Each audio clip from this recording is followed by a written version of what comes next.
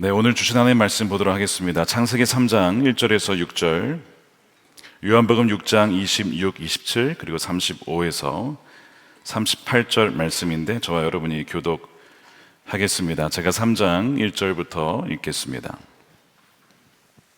세번역 성경으로 읽겠습니다. 뱀은 주 하나님이 만드신 모든 들짐승 중에서 가장 간교하였다. 뱀이 여자에게 물었다.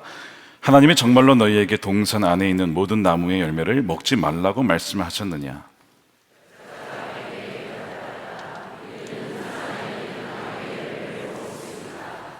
그러나 하나님은 동산 한가운데 있는 나무의 열매는 먹지도 말고 만지지도 말라고 하셨다. 어기면 우리가 죽는다고 하셨다.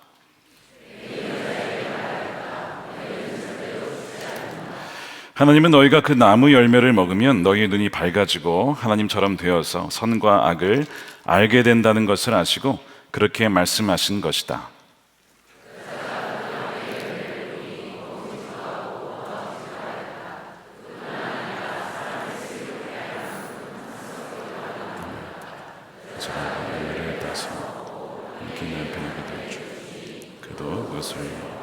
요한복음 6장 26절입니다. 예수께서 그들에게 대답하셨다. 내가 진정으로 너희에게 말한다. 너희가 나를 찾는 것은 표징을 보았기 때문이 아니라 빵을 먹고 배가 불렀기 때문이다.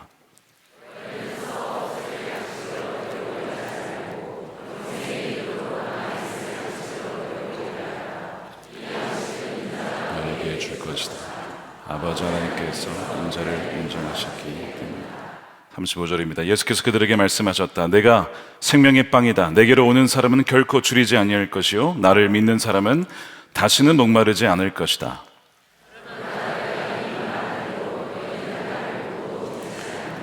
아버지께서 내게 주시는 사람은 다 내게로 올 것이요 또 내게로 오는 사람은 내가 물리치지 않을 것이다. 그것은 내가 내 뜻을 행하려고 하늘에서 내려온 것이 아니라 나를 보내신 분의 뜻을 행하려고 왔기 때문이다. 아멘. 하나님의 말씀입니다. 네, 2025년 원하트 신년 금식성의 세 번째 말씀은 결코 줄이지 않는 인생이라는 제목의 말씀을 나누겠습니다. 금식성의 제목으로 결코 줄이지 않는 인생, 별로 안 맞는 주제이죠. 지금 줄이고 있는데 어떻게 결코 안 줄이냐. 여러분 금식하시면서 또 미디어 금식으로 여러 가지 다양한 형태로 참여하신 줄로 압니다. 이미 먹지 않고 줄인 상태에서 오신 분들에게 결코 줄이지 않는 인생이란 무엇일까? 이 제목에 역설이 있다는 걸 여러분 아셔야 됩니다. 먹는다고 줄이지 않는 것이 아닙니다. 여러분들의 영혼은 굶주리고 있을 수도 있습니다. 먹지 않는다고 여러분 줄이는 것이 아니라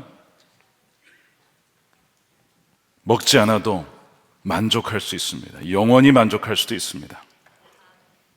금식하며 줄이는 것 같아도 진정 만족하는 인생이 있어요. 오직 주님만으로 만족하는 인생입니다. 사실 세계 역사를 봐도 우리 인류의 역사를 보면 이 먹고 사는 문제가 가장 큰 주요한 주제입니다. 어찌나 우리나라도 이 먹는 것이 중요했던지 우리나라 인사가 밥 먹었냐고, 식사하셨냐고, 이게 인사였죠. 뭐 다른 나라에 그런 인사가 있겠습니까? 워낙 우리나라가 못 살았고 또 밥을 굶은 사람들이 많았기 때문에 밥은 먹었냐, 식사는 했냐, 굶지는 않느냐 이렇게 물어본 것이 인사가 된 거예요.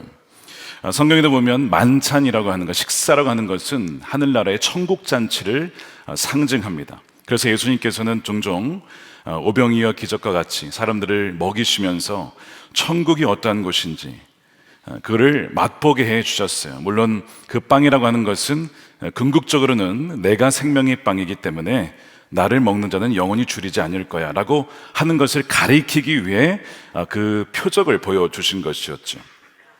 그러나 사람들은 그것을 잘 알아듣질 못했습니다. 그저 먹고 사는 거에만 집중을 했습니다. 여러분 오늘 이 자리에 먹고 사는 문제로 오신 분들이 있을 거예요. 이런 중요한 이슈고 경제적인 문제, 우리가 해결해야 될 문제입니다. 그러나 더 중요한 것이 있어요. 바로 주님만으로 만족하고 주의 말씀으로 사는 삶입니다. 만일 그것을 알지 못한 채 단지 먹고 사는 문제, 경제의 문제에만 매달린다면 바로 그것이 썩어 없어질 빵을 쫓다가 망하는 인생이 된다는 것이에요.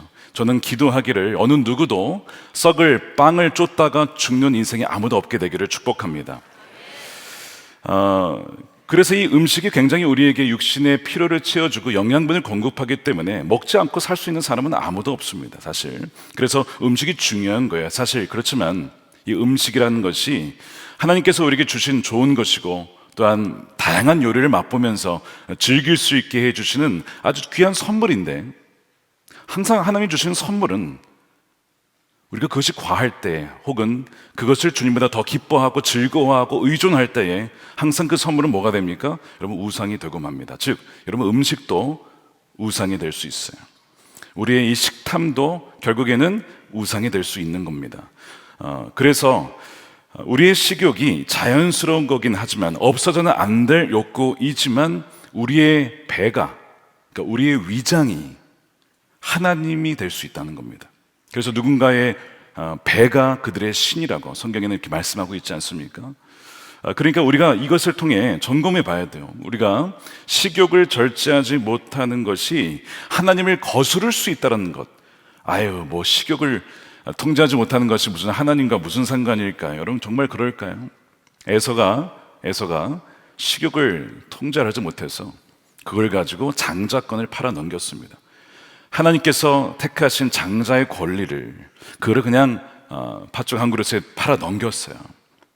여러분, 정말 비참한 일이죠. 또한 창세기, 우리가 오늘 읽었지만 태초에 이 원죄라고 하는, 우리가 지금 겪고 있는 모든 인류의 문제의 근원이 되는 이 원죄라고 하는, 타락이라고 하는 것은 바로 이 음식과 관련돼 있었다는 거예요. 바로 그 먹지 말라고 한 그 선악을 알게 하는 나무의 열매를 먹고 싶어 가지고 그것을 따 먹었다가 우리가 모두 지금 고통을 당하고 있는 것이죠. 그러니까 지금 우리가 겪고 있는, 여러분 개인적으로 겪든 가정이 겪든 지금 국가가 겪고 있는 어떠한 문제든지 뿌리로 돌아가 보면 결국에는 모든 문제의 원인이 이 창세기 3장에 있다는 것을 여러분 발견하게 될 것입니다. 본래 하나님께서 지으신 세상은 굉장히 선하고 아름다운, 보시기에 너무 좋은 세상이었죠. 그래서 아담과 하와가 에덴 동산에 살 때 하나님과 동행하며 살았어요. 하나님과 함께 살았습니다. 그분과 걸었습니다. 그곳에는 부끄럼도 없고 아픔도 없고 눈물도 없고 수치도 없었어요. 이것이 하나님이 창조하신 세상입니다. 자, 그런데 제가 한번 여쭤보겠습니다. 여러분, 행복하십니까? 답변을 잘 못하시겠죠. 물론 지금 시국의 상황이 그렇기 때문에 더더욱 그렇긴 합니다만, 근데 개인적으로 물어봤을 때 여러분 정말 행복하십니까? 라고 했을 때 나 정말 행복해요, 나 정말 너무 행복합니다 라고 답하실 수 있는 분이 과연 얼마나 될까요? 얼마나 될까요? 여러분, 왜 행복하지 않다면 왜 행복하지 않을까요? 행복하려면 예를 들면 가족의 문제나 직업의 문제나 건강 문제나 인생에서 겪는 문제들이 없어야 우리가 행복하다라고 말할 텐데 이 문제들이 너무 많은 거죠. 한두 개가 아닌 거예요. 여러분, 기도받으러 오신 분들의 기도 제목을 들어보면 대개 건강 문제, 자녀 문제, 재정, 직업 문제, 관계 문제 이런 걸로 다 오십니다. 대개 5손가락에 다 들어와요. 여기에서 벗어난 경우가 별로 없습니다.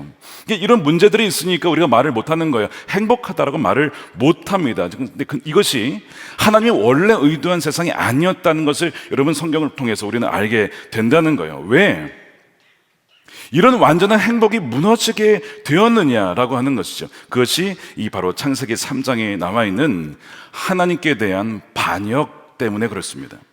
뭐라고요? 하나님께 대한 반역이요. 하나님에 대한 거역입니다. 오늘 이 반역과 거역이라는 단어가 종종 나올 거예요. 여러분, 핵심 단어입니다. 굉장히 중요한 단어예요. 만약 이 반역과 거역의 마음이 내 안에 있다면 오늘 이 자리에서 오늘 다 두시고 깨끗이 해결하고 돌아가시는 여러분 되시길 축복합니다. 하나님께 대한 반역이 이 모든 행복을 다 산산조각 낸 원인이 되는 거예요. 자, 그럼 이 반역은 어떻게 시작이 되었냐면 바로 이 뱀의 유혹 때문에 발생하게 됐습니다. 뱀의 유혹. 뱀의 유혹은 우리가 겪는 모든 고통과 문제의 뿌리가 무엇인지를 보여주는데, 자, 우리 그것을 좀 살펴보도록 하겠습니다. 자, 3장 말씀해 보면요, 이렇게 시작을 합니다. 1절이 뱀이 짐승 중에서 가장 간교하였다. 이렇게 성경은 뱀을 묘사하고 있어요. 이 간교하다라는 뜻이 뭔지 아십니까? 간교하다는 것은 영어로는 crafty라고 되어 있는데 교활하고 술수에 뛰어나다 이런 뜻입니다. 그래서 조작과 속임수에 능하다는 표현이 간교하다는 뜻이에요. 여러분, 이 뱀은 뭘 상징합니까? 사탄을 의미하죠. 사탄을 상징합니다. 사탄의 전략은 수백, 수천, 수만 가지입니다. 각 사람에게 커스터마이징을 해가지고 각 사람의 약점을 다 알고 있어요. 저를 포함해서 여러분 모두의 약점을 이미 다 프로파일링 다 끝났습니다.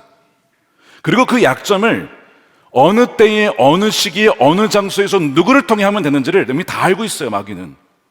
근데 여러분, 수천 수만 가지의 전략이 있지만 여러분 그걸 아셔야 됩니다. 모든 전략의 뿌리는 또 똑같습니다. 뭔지 아십니까? 바로 거짓말입니다. 이게 마귀의 전략이에요. 그래서 이 악마라고 하는 단어, 이 디아볼로스 헬라어인데 무슨 의미냐면 속임 속은 거짓말쟁이라고 하는 이런 뜻이에요. 그래서 이 거짓의 아비라고 했잖아요, 사실은. 그러니까 거짓을 낳은 아비가 사탄이에요. 사탄이 우리를 다루는 방법은 지적인 영역에서, 우리의 마음의 정신적인 영역에서 우리를 거짓말로 속이는 겁니다.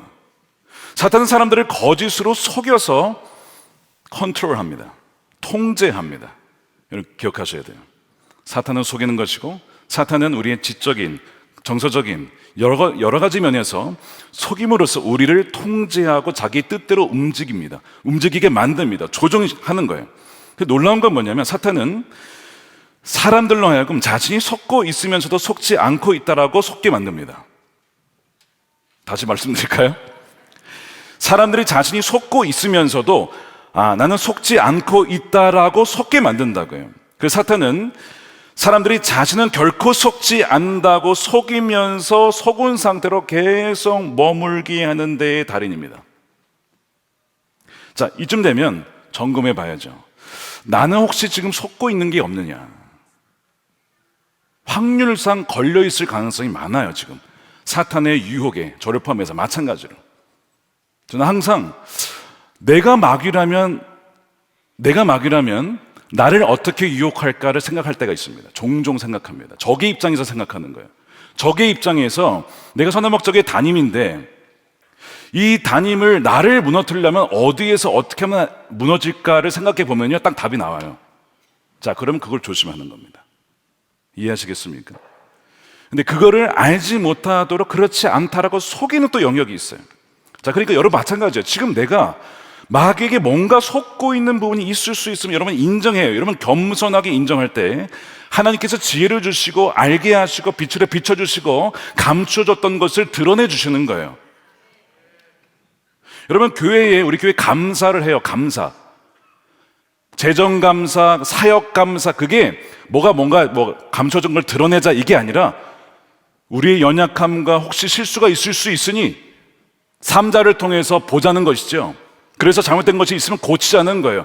겸손하지 않으면요 절대 감사하지 않습니다. 감사를 행할 수가 없죠. 우리는 완벽한데 우리는 문제가 없는데 그러면 감사 안 하는 거죠. 근데 내버려 두는 거죠. 근데 우리 스스로가 약할 수 있음을, 우리가 완벽하지 않음을 인정하기에 외부로부터 와서 재정감사해 주십시오, 원래 안 해도 되지만 하는 이유가 바로 거기에 있는 거예요.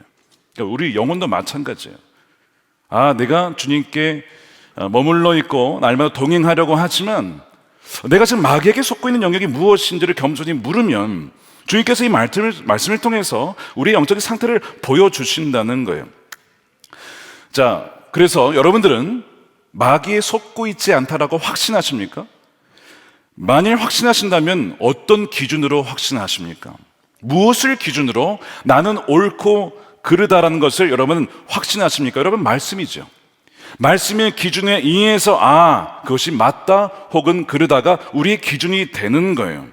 그러나 사탄은 거짓말쟁이이기 때문에 이 모든 전력은 거짓말이라고 했죠. 자, 그러니까 성경 말씀을, 이 진리의 말씀을 왜곡시키는 데에 모든 에너지와 전력을 거기에 쏟는 겁니다. 진리를 왜곡시키고 속이는 데 거기에 쏟는 거예요. 그 거짓으로 사람들을 속여서 그 사람들을 지배할 수 있는 힘을 거기서 얻게 되는 거예요. 자, 이단에 빠진 사람들과 보이스피싱을 당한 사람의 공통점이 뭡니까? 둘 다 피해자라는 겁니다. 그렇죠? 피해자예요. 좀 불쌍한 분들이에요. 건져내야 됩니다. 근데 또 하나 공통점이 있어요. 속았다는 데 있습니다. 속았다. 꽤 오래 전인데 타기인 분이었습니다. 한번 기도받으러 오셨는데 3억 원 가까이 빚을 졌대요. 어떻게 그러셨냐고 했더니 투자 사기를 당하신 거예요. 여러분, 투자가 나쁜 겁니까? 하나님께서 우리에게 맡겨주신 것을 잘 투자를 해서 5달란트, 2달란트 투자를 해서 남겨야 되니까 투자를 한 거겠죠. 그런데 투자를 할 때 그것이 굉장히 좋아 보였는데 사실은 사기였다는 거, 당신은 몰랐는데 나중에 당하고 보니까 알았더라는 거예요. 얼마나 마음이 아픈지. 주님, 이분을 위로해 주시고, 주님 빨리 이것이 밝혀져서 하나님 회수할 수 있는 은혜를 주십시오, 이렇게 기도해 드렸는데, 여러분, 이렇게 사기를 당한다는 것이 여러분 원하는 사람이 어디 있겠냐고요. 나 사기 당기를 원한다 한번 손 들어. 없잖아요. 아무도 없어요. 말도 안 되는 거죠. 그런데 왜 이런 일이 발생해요? 마귀는요, 속이는 데 능통하다니까요. 그래서 이게 사기인지 속임수인지 우리가 쉽게 분별하지 못하는 이유가 성경에 나와 있는데, 사탄도 광명한 천사의 모습으로 나타나기 때문에 그렇습니다. 천사의 모습이에요. 야, 내가 이 사람만 만나면 너무나 행복할 것 같고, 내가 이 사람이 얘기하는 건 그대로만 따라가면 나는 부자가 될 것만 같아. 아, 이 사람 나에게 보내주신 하나님의 천사구나. 광명한 천사로 나타나기 때문에 다 속는 거예요. 많이 속는 겁니다. 사탄이 만일 매끈한 아주 붉은색 피부에 뿔 달리고 나타나면 누가 속겠냐고, 거기에. 아유, 바로 사탄이라고 도망가지 않겠습니까? 사탄이 바보입니까? 그렇게 나타나게. 천사의 모습으로 나타나는 거예요. 이게 뭐가 있어야 됩니까? 여러분, 분별의 영이 있어야 돼요. 하나님 주시는 지혜와 계시의 영이 부어지게 되기를 축복합니다. 그래서 사탄을 분별하고 사탄의 악한 괴계를 분별할 수 있는 여러분 되시길 축복합니다. 그러나 분별하셔야 된다는 거예요. 속지 않으려면 분별해야 되는데, 또한 사단의 전략을 알아야 되죠. 사단의 전략은 유혹적인 거짓말이에요. 그래서 유혹을 하는데 어떻게 유혹을 하느냐, 말씀드린 것처럼 말씀을 왜곡시키는데, 이 말씀을 바탕으로 우리로 하여금 원망하는 마음이 들게 만듭니다. 뭐가 일어나게 한다고요? 원망이. 누구에 대해서? 하나님에 대해서. 자, 한번 읽어볼게요. 오늘 3장 1절입니다. 자, 아까 강교하였다까지는 제가 봤죠. 뱀이 여자에게 물어요. 하나님이 정말로 너희에게 동산 안에 있는 모든 나무의 열매를 먹지 말라고 말씀하셨느냐? 이렇게 물었어요. 모든 나무가 아니죠. 하나만 먹지 못하게 하셨어요.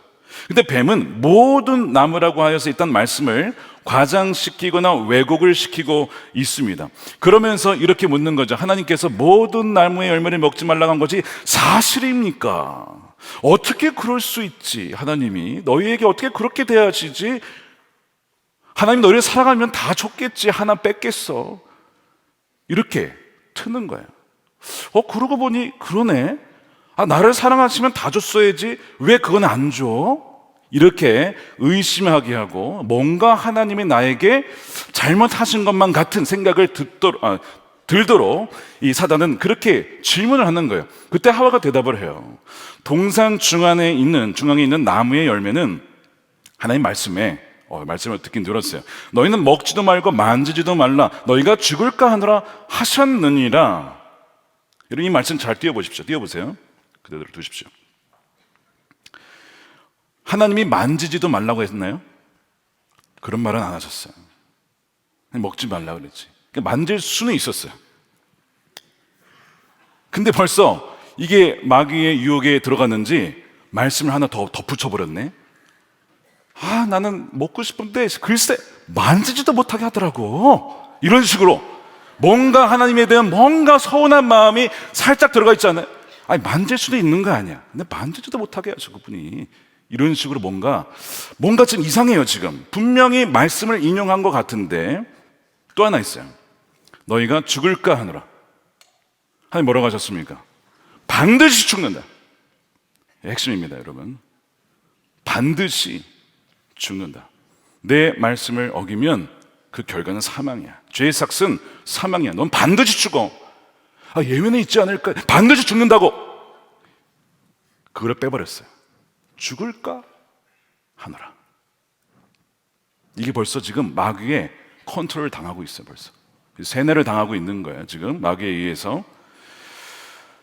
그래서 17절에 먹으면 반드시 죽는다고 했는데 반드시가 빠지고 죽을 거 하나로 바뀌고 서서히 지금 이 하와의 이 지성이, 그의 마음이 잠식을 당하고 있습니다. 여전히 물론 80% 이상은 하나님의 말씀을 갖고 있기는 하지만 왜곡이 되기 시작했어요. 뱀은 지금 하와에게 이렇게 말하고 있는 것이죠. 너 선악을 알게 하는 그 과실 먹을 자격이 있어. 너 자격이 있어. 그런데 너 봐라, 너 하나님 먹지 말라고 했지? 너 어떻게 하나님을 그러실 수 있지? 너 하나님, 그런 하나님 신뢰할 수 있겠어? 너 나이쯤 되면 지금 이 정도는 가져야 되고, 이 정도 재산은 있어야 되고, 이 정도 포지션은 올라가 있어야 되고, 너 친구들 봐, 친구들. 너 친구랑 너랑 비교해보라고. 너의 지금 위치를 보면서 하나님은 널 사랑한다고 할 수 있겠냐고. 지금 마귀가 이렇게 유혹하고 있는 거예요. 너 그래도 말씀 그대로 살래? 너 그래도 말씀 순종하며 살 거야? 너만 손해인 거야. 교묘하지 않습니까? 마귀가 얼마나 지능적으로 각 사람의 취약점을 알고 아주 논리적으로, 아주 그럴듯하게, 매혹적으로 다가오고 있는 거예요. 지금 뱀이 파고들고 있는 것은 무엇이냐면 우리가 스스로 정하는 게 있어요. 이런 겁니다. 내가 뭘 가져야 되고, 내가 지금쯤 어디에 있어야 되고, 어느 포지션에 있어야 되고, 뭘 누려야 되고, 지금쯤이면 이 정도는 되어야 된다는 나름대로의 어떤 우리의 인생에 대한 전망이 있어요. 전망이. 너무 자신의 인생에 대해서 우리가 확신하고 있는 경향이 있습니다. 하나님, 저는 이 정도 받을 자격이 있잖아요. 내가 그렇게 고생을 했는데. 그렇지 않습니까? 이런 어떤 생각이 나름대로 있잖아요. 있습니다. 근데 그게 너무 강한 거예요. 너무 확신을 하는 거예요. 뱀이 그거를 알까요, 모를까요? 당연히 압니다. 우리가 무슨 생각하는지 알고 있어요. 우리가 어느 위치에 있는지 다 알고 있어요. 마귀는 딱 갖고 있다가 그거를 딱 공략하는 거예요. 그래서 어떻게 파고드냐면 자기 연민에 빠지게 만듭니다. 자, 뱀의 유혹은 자기 연민에서 와요. 자기 연민은 유혹을 끌어들일 뿐만 아니라 굉장히 유혹에 취약하게 만드는 것이 우리의 자기 연민이라고 하는 겁니다. 자기 연민은 내 신세를 봐라. 내 신세를. 내 인생을 봐라. 이게 뭐냐? 이게 자기 연민이거든요. 내가 이 정도 대우 받아야 되는데 내가 지금 뭐냐? 그래서 교만의 쌍둥이라고 그래요. 쌍둥이. 교만이 나는 자녀인데 그 중에 하나가 이 자기 연민. 그러니까 굉장히 이기적이고 교만한 것도 하나의 그거지만 자기 연민도 이 일란성 쌍둥이라는 거예요. 그래서 가지지 못한 거에 대해서 불평하는 것이죠. 그러니까 자기 연민은 감사를 거부하는 겁니다. 하나님, 나에게 이만한 건 많이 주셨잖아요. 너무 감사합니다. 이걸 거부하고 내가 갖지 아니한 그거에 계속 집중하게 만들어서 하나님께 선한 마음을 갖게 하고 원망의 마음을 갖게 하는 것이 이게 뱀의 유혹의 전략이라고요. 그래서 지금 보세요. 동산에 지금 다 모든 열매 다 먹을 수 있다 그랬잖아요.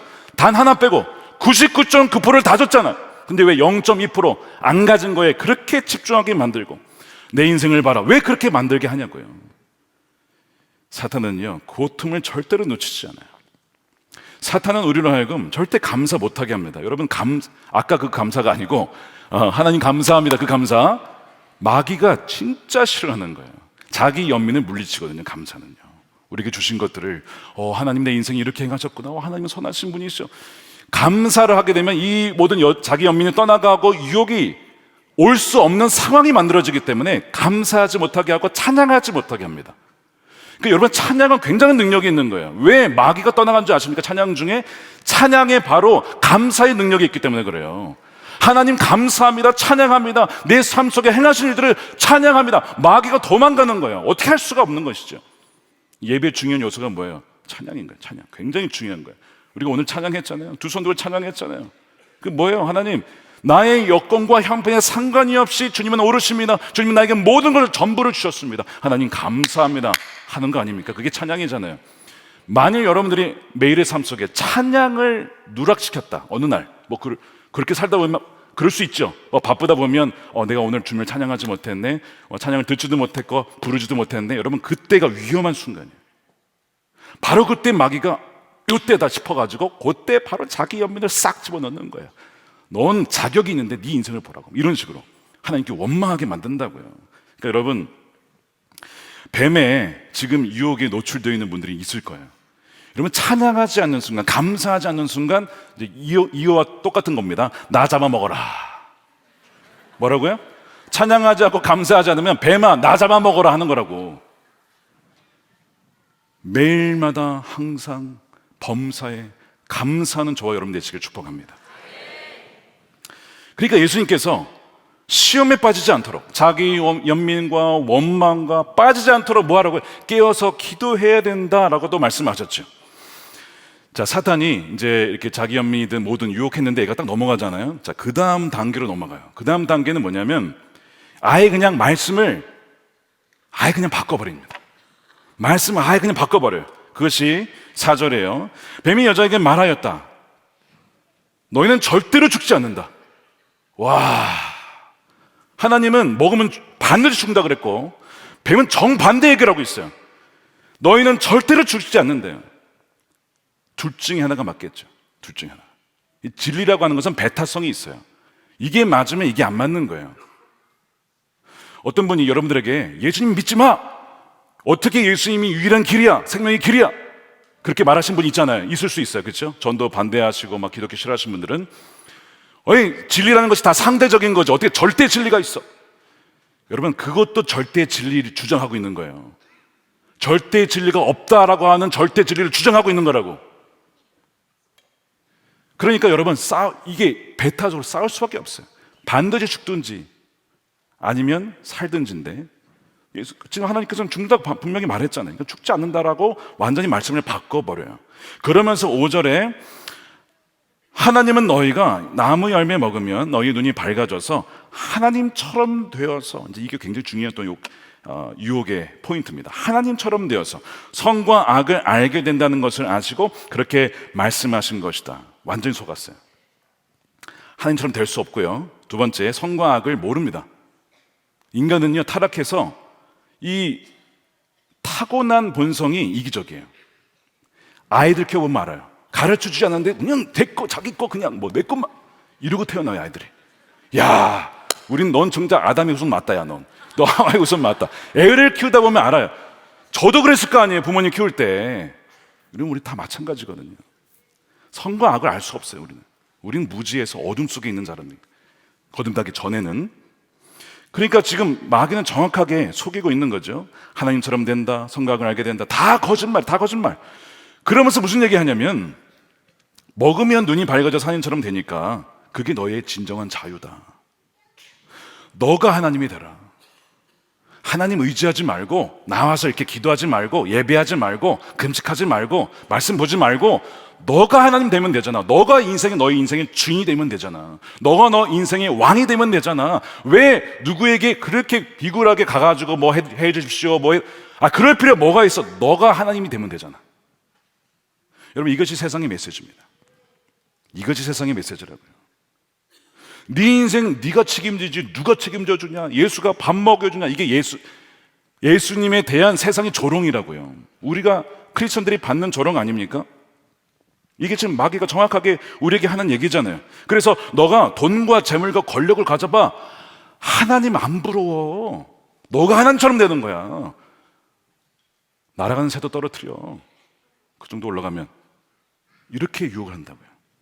그러니까 사람들이 어떻게 해서든지 그 자리에 오르려고, 어떻게 해서든지 하여튼 재산을 모으려고 막 중요하고 필요하고 우리 인생에 주신 하나님의 선물인데 그것을 하나님 자리에 놓는 순간 그것이 우리의 뭐가 돼요? 우상이 되는 거죠. 이게 지금 마귀가 그렇게 유혹을 하고 있는 거야. 그러면서 야, 하나님 말씀 순종하는 거 너 다 종속되는 거야. 너 매이는 거야. 너 평생 그러고 살 거야? 맨날 이 말씀 봐봐. 뭐 하지 말라. 뭐 하지 마. 맨날 허건을 하지 말래. 맨날. 여러분 십계명 보세요. 내 앞에 신을 두지 말아라. 우상 만들지 말아라. 거짓말 하지 말아라. 간음하지 말아라. 뭐 탐내지 마라. 맨날 하지 말래. 아예 나 못해 먹겠어. 나 내 마음대로 살 거야. 그런 적 없었어요, 여러분? 가끔 옛날에 그런 생각 했었어요. 뭐 이렇게 하지 말라는 게 많아, 이렇게 율법에. 까다로워. 음식도 뭐 먹지 말래, 뭘 이렇게 막. 하나님은 굉장히 이렇게 막 매개하시는 분이신가 보다, 이런 생각을 한 적이 있었는데, 여러분, 다 이것이 마귀의 속삭임이죠. 답답하니까 너의 무한한 잠재력을 풀어줘야 돼. 억누르고 있으니까 너 마음대로 말씀을 떠나 살아. 하나님 떠나서 살아. 그게 너의 자유함이야. 너가 내 인생의 주인이 되어야 돼. 여러분, 이게 이 창세기 3장 4절의 저의 주석입니다. 주석. 지금 막 풀어낸 거예요. 이해되시죠? 많은 이들을 지금도 속이고 있어, 이걸로. 수많은 다음 세대와 젊은이들과 기성세대를 포함해서 지금도 여기에 지금 다 속고 있어요. 수천 수백만 명의 사람들이 이 말에 속아서 여러분 죽어가고 있습니다. 하나님 말씀을 어기는 불법의 사람들이 되었어요. 순종은 속박하는 것이고 불순종은 자유로운 것이다 라고 하는 마귀가 바꿔놓은 말씀을, 거짓을 사람들에게 지금도 계속 온갖 미디어를 통해서, 온갖 영상을 통해서, 음악을 통해서, 문화를 통해서 지금 퍼뜨리고 있는 거예요. 하와가 완전 유혹을 받았어. 설득이 된 거예요. 나 설득당했어. 어떻게? 나 설득당했네. 그러면서 어떻게 해요? 먹는 거예요. 설득당하니까 먹는 거예요. 6절 보십시오. 여자가 그 나무의 열매를 보니까 먹음직도 하고 보암직도 하였다. 뿐만 아니라 사람을 슬기롭게 할 만큼 탐스럽게 한 나무였다. 여자가 그 열매를 먹으면 죽는다 그랬잖아요. 먹으면 죽는다고 했잖아요. 그것을 따서 먹고, 아니 혼자 먹지 왜 남편을 왜 줘요? 또 남편을. 왜냐하면 부부는 한 몸이기 때문에 그래요. 그래서 사기단도 부부 사기단이 이렇게 많은 거지. 함께 있는 남편에게도 또 그걸 줘. 아니 그러면 남편은 당신 지금 뭐 하는 거냐고, 하나님께서 먹으면 죽는다고 하지 않았냐, 이렇게 혼내야 되잖아. 말없이 먹어도 말없이 먹어. 하와는 하나님처럼 되고 싶어서 열매를 먹었고요, 그 말씀을 어겼고요, 뱀에게 속아 조종, 통제, 이제는 마귀의 종이 되어버렸습니다. 아담도 함께 먹었어요. 똑같이 되어버렸어요. 하나님처럼 되고 싶은 것이 인류의 목표거든요. 사실 영생, 모든 지식을 알고 생명을 만들 수 있고 창조될 수 있는 걸 계속 연구하고 있어요 지금. 근데 아직까지 벼 하나 만들지 못해요. 씨 하나 만들지 못한다고 아직.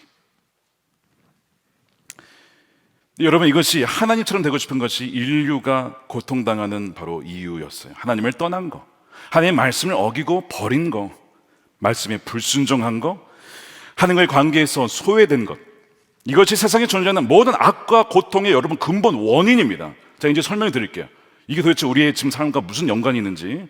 죄의 본질은 하나님만이 계셔야 할 자리에 우리 자신을 놓는 겁니다. 그래서 죄의 본질은 바로 이 고통의 원인이 되죠. 우리 악한 본성은 뭐냐면 하나님의 자리에 앉아서 하나님마저 자기의 유익을 위해서 이용하고자 하는 그런 속성도 우리 안에 사실 있어요. 어떤 분은 기도가 응답되지 않는다고 굉장히 힘들어하세요. 자신의 삶과 고통과 어려움이 너무 많다는 거예요. 재정도 막혀있고 건강도 무너져 있고 좀 이중고를 겪고 계신 분들이 계시죠. 그러면서 말씀하기를, 하나님께서 내 기도에 응답하지 않는다면 제가 기독교인이 되는 것이 무슨 소용일까요? 이렇게 얘기를 하세요. 하나님이 내게 도움이 되지 않으면 내가 기독교인이 되는 게 뭐가 소용이 있느냐. 어떤 분은 기도를 해도 자기가 벌써 방향을 다 정해놨어요. 하나님, 제가 이렇게 돼야 되고 이렇게 되고 저렇게 돼야 되는데 하나님 왜 응답 안 해주세요? 말이 요청이지 사실 본인이 왕의 자리에 다 앉아 있는 거죠. 직장에 가고 학교에 가고 어느 위치에 가서 어느 때 이렇게 되는 것은 누가 정한 겁니까? 내가 정한 거죠. 구체적으로 기도하는 것이 중요한데 여러분 주의하셔야 됩니다. 하나님의 자리에서 내가 미리 다 정한 거 아닐까요? 누가 왕입니까? 오랫동안 기도해도 응답이 안 된다는 분이 계셨어요. 직장이 안 되고 건강이 좋지 않았어요. 이야기를 듣다 보니까 마음에 느껴지는 것이 있었어요. 저에게 직장의 문제도 건강의 문제도 근본 원인이 아니었습니다. 주님이 그분의 왕이 아니었어요. 본인이 다 어젠다를 정해놨어요. 그리고 주님이 좀 도와달래요. 주님은 그분의 종이셨습니다. 목사님, 제 인생은 이러저러 해야 되는데 그렇지 못합니다. 하나님께 기도하지만 응답이 없습니다. 왜 그럴까요? 제가 물었습니다. 하나님께서, 주님께서, 우리 성도님이 진짜 왕이십니까? 그렇게 가르칠 수도 있고 인도해 줄 수도 있지만 그렇게 하지 않는다고 해도 받아들이시겠습니까? 하나님이 정반대의 방향으로 인도해 주셔도 여전히 주님이 나의 주님이라고 그렇게 받아들이시겠습니까? 이게 쉽지가 않은 거예요. 내가 주님의 자리에 앉아 있는 것이죠. 그래서 제가 그랬어요. 주님이 원하시는 것은 다른 게 아니라 바로 성도님입니다. 성도님을 원하십니다. 성도님을 온전히 소유하기를 원하십니다. 저를 비롯해서 우리가 이 하와 같은 상태, 하나님처럼 되고자 하는 말씀의 자리에 떠나서 그런 것은 아닌지 돌아봐야 돼요. 말씀을 알긴 아는데 우리가 부분적으로만 순종할 때가 참 너무나 많아요. 그래서 유혹이 굉장히 취약한 상태에 있습니다. 왜 사탄이 아담이 아니라, 여러분 질문 잘 생각해 보세요. 아담이 아니라 왜 하와에게 왔을까요? 하와는요, 아담으로부터 말씀을 전해 들었어요. 창세기 2장 17절에 하나님 말씀하셨죠. 선과 악을 알게 하는 나무의 열매만은 먹어서는 안 된다. 그것을 먹는 날에는 너는 반드시 죽는다. 여기서 너는 누구예요? 아담이에요. 아담에게 얘기해 주셨어요. 자, 그 다음에 하와가 창조가 돼요. 즉 하와는 직접 듣지를 못했죠. 누구에게 전해 들은 겁니까? 아담에게 전해 들은 거예요. 아, 그거 먹으면 죽는데, 뭐 어떻게 정확하게 전달을 했는지 뭐 빠뜨렸는지 그건 정확히 모르겠는데, 지금 이 하와의 말을 들었을 때는 반드시 죽는다고 했는데 그냥 죽는다고 하고 죽을까 하노라 하고 있고, 만지지 말라는 말은 없었는데 만지지도 말라고 하면서 굉장히 좀 서운해하고 있어요. 지금 사탄이 누구를 공격하냐면, 누구를 공격해요? 말씀을 아는데 잘 아는 것도 아니고 아닌 것도 아닌 그 사람을 공격하는 거예요. 여러분, 가장을 공격할 수 있죠. 아버지나 어머니, 리더니까. 그럼 뭐 가정이 다 무너지는 거예요. 근데 그 가정이든 조직이든 공동체든 가장 취약한 자를 먼저 공격하는 거예요. 동물의 왕국 보시면 소떼가 있어요. 이렇게 누떼가 있는데 누굴 공격해요? 바깥에 튀어나온 어린 누떼 혼자 튀어나왔어. 가장 약하지. 거기가 하이에나가 공격하는 거예요. 내가 하나님의 말씀을 어설프게 알면 아는 것 같긴 한데 잘 모르는 것도 아니고 아는 것도 아니고 이런 상태에 있으면요, 바로 그것이 마귀가 쉽게 공격할 수 있는 취약한 상태가 되는 거예요. 그 사람을 집중적으로 공격해서 무너뜨리는 거예요. 어디를? 가정을 무너뜨리고 교회를 무너뜨리고 국가를 무너뜨리는 겁니다. 마귀의 전략이라고요. 하와에게 온 이유가 바로 거기에 있는 거예요. 여러분, 하나님께 대한 반역에 부부가 동참했어요. 하나님께 대한 반역과 거역과 먹으면 죽는다고 분명히 말씀하셨는데 그를 먹었을 때에 어떻게 되었느냐? 모든 인류가 고통을 당하게 된 거예요. 그런데 이것이 지금도 마찬가지입니다. 조심스럽긴 하지만 이야기를 꼭 나누고 싶습니다. 지난 주일에 있었던 이 무안공항 사태 조사가 지금 진행되고 있어요. 미국에서도 와서 합동조사단이 원인을 파악하고 있어요. 오자마자 콘크리트 그 언덕, 그 둔덕으로 갔답니다. 바로.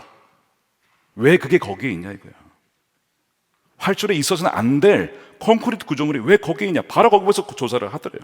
오늘 기사에 나왔는데 무안국제공항에서 지난해 초까지 이어진 이 콘크리트 둔덕 강화 공사가 설계업체의 잘못된 설계를 한국공항공사 그대로 받아들였답니다. 그러면서 이제 뉴스에 나왔는데 원래 2020년에, 그러니까 사고로부터 한 4년 전이죠, 본래 설계 지침이 이거였대요. 부서지기 쉽게 만드는 방안을 확보하여 해라. 어떻게 해요? 부서지기 쉽게, 비행기가 충돌해도 부서지기 쉽게 하는 그 방안을 만들어서 하라고요. 이미 지침이 내려왔다고요, 그것을. 그런데 막상 콘크리트 구조물을 더 강화를 했어요. 부딪혀도 무너지지 않게끔. 그래서 이 강화된 구조물이 이번 사고에 결정적인 영향을 미친 거죠.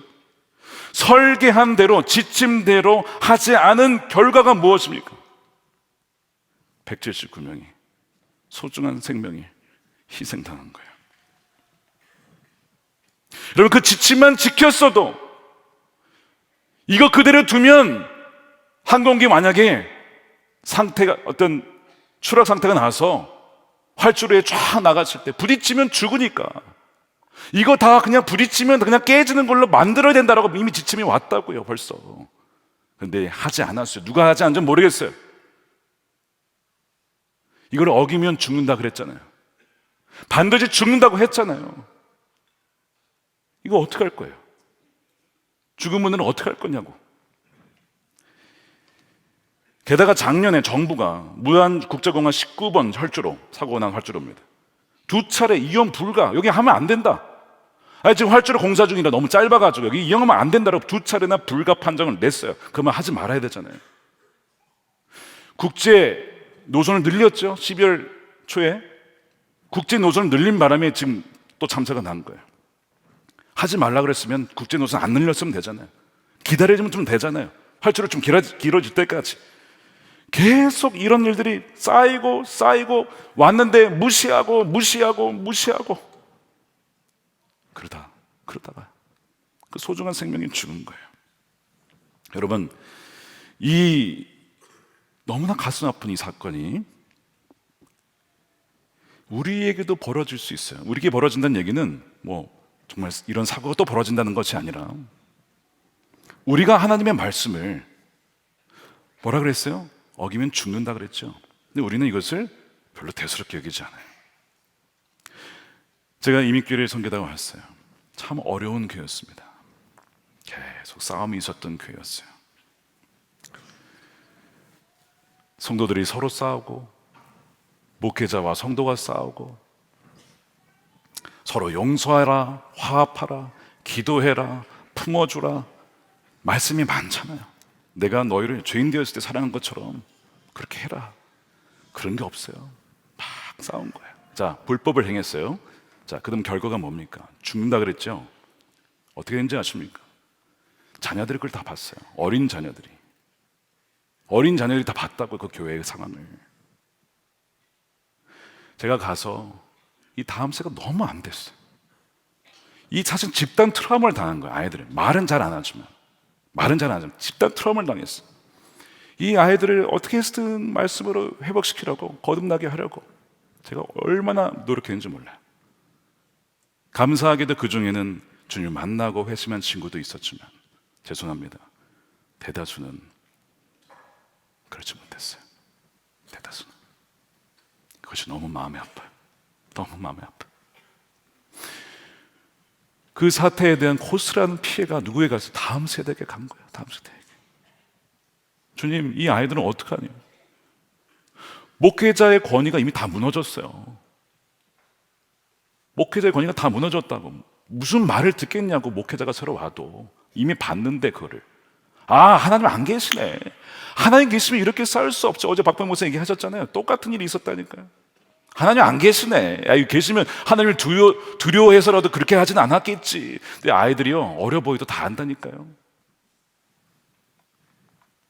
전 지금도 기도하기를, 하나님 그들의 마음의 아픈 상처를 치유해 주시기를 원합니다. 오늘 말씀과 똑같잖아요. 창세기 3장 말씀이 뭐라고요? 너희가 먹으면 반드시 죽는다라고 경고했어요. 메시지가 너무 단순해요. 명확합니다. 순종하지 않으면 죽는다예요. 그러니까 우리는 지금 굉장히 치열한 영적 전쟁을 치르고 있는 것이죠. 진리와 거짓과 빛과 어둠의 치열한 싸움이 24시간 360일 계속 벌어지고 있어요. 우리 개인과 가정과 교회와 공동체와 국가와 세계적으로 계속 이 싸움이, 이 치열한 영적 싸움이 벌어지고 있다고요. 사탄은요, 계속해서 유혹과 속임수로 사람들의 삶을 속이고 파멸시킵니다. 그래서 지금 이 나라의 너무나 아픈 이 상황 속에서 주님, 제가 어떻게 기도해야 됩니까? 라고 했을 때 주님께 저에게 주신 마음이 하나 있었어요. 지금 이 나라를 다스리고 있는 악한 영의 정체 중에 하나가 거역의 영이다. 거역의 영. 하나님의 말씀에 순종하지 않게 하는 거역의 영이 사로잡고 있다. 그래서 자녀가 부모에게 거역하고 상사에게 거역하고, 마치 아담과 하와가 하나님 말씀 무시하고 받았던 것처럼 똑같은 거역의 역사가 계속 일어난다는 거예요. 이게 영적인 문제입니다. 이 3장의 문제가 그대로 벌어질 수 있는 것이죠. 최초의 저는 먹는 것에서 시작했어요. 말씀을 제대로 듣지 못했기 때문이죠. 그래서 하나님 뭐라고 하셨냐면 이스라엘아 들으라라고 말씀하시죠. 신명기 6장 4절 말씀 보십시오. 우리 함께 보겠습니다. 시작. 이스라엘아 들으라. 우리 하나님 여호와는 오직 유일한 여호와시니 너는 마음을 다하고 뜻을 다하고 힘을 다하여 내 하나님 여호와를 사랑하라. 오늘 내가 내게 명하는 이 말씀을 너는 마음에 새기고 너의 자녀에게 부지런히 가르치며. 자, 이 말씀해 보십시오. 들으라고 하잖아요. 이런 말씀 오늘 들으셨습니까? 하나님 주신 말씀 들으셨어요? 마음을 다해 뜻을 다해 힘을 다하여 하나님을 사랑하셨습니까? 이 말씀을 마음에 새기셨습니까? 자녀에게 부지런히 가르치셨습니까? 아니면 넷플릭스나 유튜브나 게임이 아이들을 가르치게 내버려 두셨습니까? 벌써 여기에서 우리가 하나님 말씀에 뭐하고 있습니까? 거역하고 있어요. 선택적인 순종을 하고 있어요. 그 결과는 뭐라고요? 그대로 가면 죽는다는 거예요. 다음 세대도 죽고 자녀들도 죽고 교회도 죽고. 메시지가 너무 명확하죠. 어렵지 않잖아요. 근데 왜 우리는 그것을 심각하게 받아들이지 않는 것일까요? 분명히 우리는 말씀대로 살아야 되는 걸 알아요, 머리로는. 그런데 이 말씀대로 살지 못하는 것 중에 하나가 우리 육신의 어떤 소욕이 굉장히 강합니다. 그러니까 예수님을 따라가야 되는데 육신의 소욕은 정반대로 가는 거예요. 자꾸 싸우는 것이죠. 이것이 성령을 거스르게 만듭니다. 그런데 C.S. 루이스가 이런 얘기를 했었어요. 우리의 문제는 우리의 육신의 소욕이 너무 강한 게 아니고 너무 낮은 것에 쉽게 만족하기 때문이다. 음식이 주는 쾌락, 게임이 주는 쾌락, 뭐가 주는 쾌락, 거기에 너무 쉽게 거기에 그냥 만족해버려요. 하나님이 주시는 진정한 기쁨, 순종해 주는 기쁨과 주님과의 관계 안에서 오는 행복과 기쁨을 누리기보다, 그것을 추구하기보다 너무나 하찮은 만족, 거기에 그냥 머물러 있기 때문에 그것이 우리의 문제다라고 얘기를 한 적이 있어요. 그래서 로마서의 말씀에 우리의 육신의 소욕을 이거 어떻게 해야 되냐? 답을 주셨어요. 예수님을 믿으면, 진짜 믿고 의지하면 우리 안에 누가 오십니까? 성령이 오시잖아요.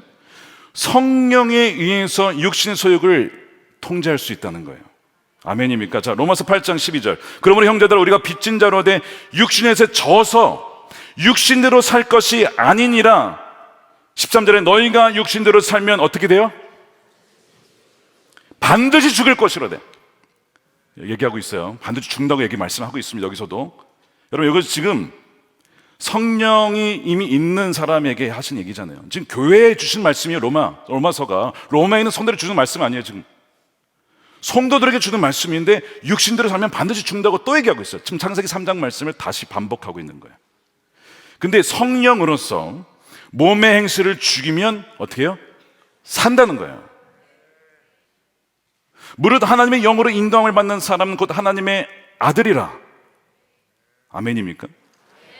하나님의 성령, 즉 영으로 인도함을 받는 사람이 진짜 하나님의 아들이라는 거예요. 단지 입술로 주여 주여 하는 자만 하나님의 아들이 아니라 그렇지 않고 진짜 순종하느냐, 그걸 통해서 우리는 하나님의 자녀인지를 알 수 있다는 것이죠. 그래서 어떻게 하면 그러면 성령으로서 몸의 행실을 죽이느냐? 예수님께서 나를 따라오려거든 조건이 있다. 첫 번째, 자기를 부인해야 된다. 두 번째, 자기 십자가를 지고 쫓아와야 된다. 첫 번째 뭘 얘기하셨어요? 자기 부인을 얘기하셨어요. 똑같은 얘기입니다. 성령으로서 자기 몸의 행실을 죽이는 것과 자기 부인은 사실은 같은 얘기를 하고 있는데 여러 가지가 있어요.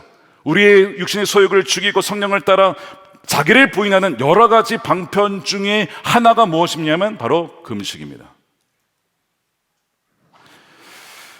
초기 감리교들, 존 웨슬리를 비롯한 초기 감리교들이 영국 전체를 바꿔놨어요. 완전히. 그 몇 명이 나중에 부흥해가지고 영국을 바꾸고 미국까지 다 바꿔놨잖아요. 근데 그때 어떻게 그렇게 부흥의 역사가 일어났냐 했을 때 존 웨슬리가 5가지 은혜의 수단, 하나님의 은혜가 임하는 통로 5가지를 얘기했어요. 첫 번째가 뭔지 아십니까? 기도입니다. 두 번째가 하나님의 말씀을 연구하고 묵상하는 거예요. 그것이 두 번째예요. 세 번째가 성만찬입니다. 그래서 성만찬 옛날에는 1년에 몇 번 이렇게 했는데 자주 성찬을 받으라는 거예요. 나는 성찬받은 사람입니다. 하나님의 영으로 성찬을 받은 사람입니다. 성만찬이 세 번째. 네 번째가 금식이에요. 다섯 번째가 소그룹, 우리로 얘기하면 속회입니다. 이 다섯 가지가 은혜를 받는 수단이라고. 이 다섯 가지를 최대한 활용해야 된다는 거예요. 그래야만 우리가 육신의 소욕을 이기고 하나님의 인도함을 받고 성령을 따라 살아가게 된다는 거예요. 자, 그런데 지금 오늘날 마귀가 가장 우리로 하여금 어떤 굉장히 무시하게 만드는 영역이 뭐냐면 바로 이 금식의 영역입니다. 이 네 번째를 거의 삭제해버렸어요. 이 금식은요, 육신의 소욕을 죽일 뿐만 아니라 성령에 민감하게 만들고 하나님 마음을 더 가까이 느끼게 돼요. 여러분, 금식하면서 기도하면서 말씀을 읽잖아요. 여러분, 아버지의 마음을 느끼게 되고 애통하는 마음을 느끼게 됩니다. 이것이 금식의 역할이에요. 그분의 의도를 파악하게 만들고 하나님 아버지의 뜻을, 그 애통한 마음을 느끼게 만들어요. 그런데 음식이 우상이 되면 금식과 기도를 거부하고 저항합니다. 이게 서로 이렇게 부딪히게 되어 있는 거예요. 그래서 여러분, 한 끼라도 굶어보시면 어떻습니까? 배가 막 죽을 것 같다 그러죠. 나 죽을 것만 같아, 음식을 넣어줘 막 그러잖아요. 두 끼, 그러면 세 끼, 막 이러다 나 죽어 막 이러잖아요. 속에서 막 외치죠. 막, 안 그래요? 막 저는 막 외치더라고. 막 제 그 위가 저를 막 얘기를 해. 자기가 왕이야. 자기가 저를 막 명령해. 저를. 제가 가만히 있어. 너 내 종이야. 내가 안 먹으면 안 먹는 거지. 어디 혼내는 거죠. 우리가 그렇게 음식에 의존을 한다는 것이죠. 귀신의 세력들이요, 금식이 영적 싸움에 있어서 굉장한 강력한 무기가 된다는 것을 너무나 잘 알아요. 그래서 이 폭발력이 있는 무기를 사용하지 못하게 하라고 계속 먹는 거에만 예속되게 만듭니다. 여러분, 세례 요한 보십시오. 성령이 사로잡혔던 사람이에요. 그의 금식 생활 때문에 굉장한 공격을 당했습니다. 세례 요한의 시대에 대적의 영이 똑같이 지금도 마찬가지지만 그때에도 완전 지배를 하고 있었죠. 예수님이 세례 요한에 뭐라고 얘기했냐면, 평가하기를, 천국은, 그러니까 세례 요한 때부터 천국은 침노를 당하고 침노하는 자는 빼앗는다. 이 세례 요한을 얘기한 거예요. 천국을 침노하고 빼앗는 자, 이 세례 요한과 같이 막 칭찬을 하셨어요. 세례 요한은 선지자들의 말씀에 회개하라 말씀에도 반응하지도 않고 뭐 그런가 보다 하고 넘어가고, 그게 너무 마음이 아팠던 것이죠. 왜 세례 요한이 금식을 했을까요? 춤춰야 할 때 춤추지 않고, 또한 슬퍼할 때 가슴을 치며 회개하지 않는 이 세대에 대하여서 너무 마음이 아팠던 거예요. 자, 예수님이 오셨어요. 직접 볼 수 있게, 만질 수 있게 오셨어요. 어린 양이라고 했어요. 자기는 알아봤어요. 근데 사람들이 반응이 어때요? 쟤 뭐야? 예수래. 아유, 그냥 뭐 나사렛 뭐 시골에서 자랐잖아. 이런 식으로 그분을 무시하고. 그 세례 요한이 마음이 어땠어요? 너무 마음이 아픈 거야. 이들에 가면 어떻게 되는 거예요? 다 지옥 가는 겁니다. 여러분, 지옥 가는 그 영혼들을 향하여서 너무 애통하니까 그거 뭐 한 거예요? 금식한 거예요. 자, 보십시오. 마태복음 11장 18절에 요한이 와서 먹지도 않고 마시지도 아니하며 그들이 말하기를 귀신 들렸다. 여러분, 누가 귀신 들린 거예요? 세례 요한이 들린 겁니까? 그 사람이 들린 겁니까? 누가 정상이에요? 누가 비정상이에요? 지금 비정상이 정상을 향하여서 귀신 들렸다고 하는 거 아니에요, 지금. 세례 요한이 정상이잖아요. 세례 요한이 주님을 알아봤잖아요. 세례 요한이 길을 예배했잖아요. 근데 사람들이 알아보지 못했어. 그 안타까운 상황에, 자, 그러다가 너희들 다 죽어라 하지 않고, 하나님, 너무 마음이 아픕니다. 금식하며 주의 길을 예배한다고 하지만 주님, 저들이 저렇게 다 멸망의 길로 가고 있습니다. 세례 요한은요, 비정상적인 상황에 결코 만족한 사람이 아니었습니다. 영적인 상태에 마음 아파했어요. 어제 한 어머니가 기도받으러 오셨는데 막 그렇게 막 우시는 거야. 막 무슨 일이냐 했더니 딸이 그렇게 주님을 떠나서 기도받으려 하지도 않고, 그것 때문에 너무 마음 아파서 엄마가 막 난리가 났어요. 여러분, 이게 어머니의 마음이잖아요. 이게 하나님의 마음이거든요, 사실. 여러분, 사실 여러분 주위에 죽어가는 분들이 계시죠. 가족 중에, 부모님 중에, 친척 중에, 친구 중에 예수님 안 먹고 죽어간 분이 있잖아요. 우리가 정말 금식하며 주의 마음을 느낀다면요, 여러분, 밥이 넘어갑니까? 안 넘어가는 거예요. 그 영혼만 생각하면 하나님, 그 영혼 어찌하시렵니까? 울며 기도할 수밖에 없는 거예요. 이것이 세례 요한의 마음이었다고요. 그래서 우리가 이 마음을 품을 수 있어야 돼요. 제가 그 기사의 제주항공 기장의 마지막 모습 아마 보신 분이 계실 거예요. 사진에 나왔어요. 마지막 순간까지, 충돌 바로 전이었어요. 마지막 순간까지 콕핏 그 앞에 위를 만지면 어떻게 해서든 이 지금 181명의 영혼들이 달려있는데 이 죽음을 향해 가고 있잖아요. 지금 어떻게 해서든 이분들을 살리려고 끝까지 그 마지막 순간에도 자기 영혼 생각하지 않고 나의 인생 생각하지 않고 살리려고 하는 그 마지막 장면이 찍혔어요. 제가 그것을 묵상을 하면서 그런 마음이 들었어요. 하나님, 저에게 이렇게 많은 영혼들을 맡겨주셨는데 정말 생명의 문으로, 생명의 길로 끝까지 가야 되는데 주님, 저의 모습은 과연 저분의 모습과 같습니까? 마지막까지 한 영혼이라도 건지기 위하여, 다음 세대 돌아오게 하기 위하여, 그렇게 애통해하며 눈물 흘리며 하나님 어떻게든지 말씀대로 순종하기 위하여 나아가게 하는 마지막 순간까지 주님, 저의 모습이 저 모습입니까? 아니면 부끄러운 모습입니까? 라고 묵상을 하게 되더라고요. 여러분, 이것을 생각하면요, 금식하지 않을 수가 없는 거예요. 세례요한이 그래서 금식한 것이죠. 세례요한이 사실 이런 칭찬을 받았어요. 여자가 낳은 자 중에 가장 큰 자래요. 와, 뭐 이보다 더한 칭찬이 어디 있어? 여자가 낳은 자 중에 가장 큰. 근데 여러분, 세례요한이 무슨 기적 행했습니까? 무슨 능력 행했습니까? 아니, 아무것도 안 했어요. 그런 거 없었습니다. 그의 위대함은 그의 사역에서 어떤 나오는 기적과는 아무 상관이 없었어요. 그의 위대함은 어디서 나왔냐면 금식과 기도하며 오직 하나님께 대한 충성과 복종, 그분과의 친밀함이 있었습니다.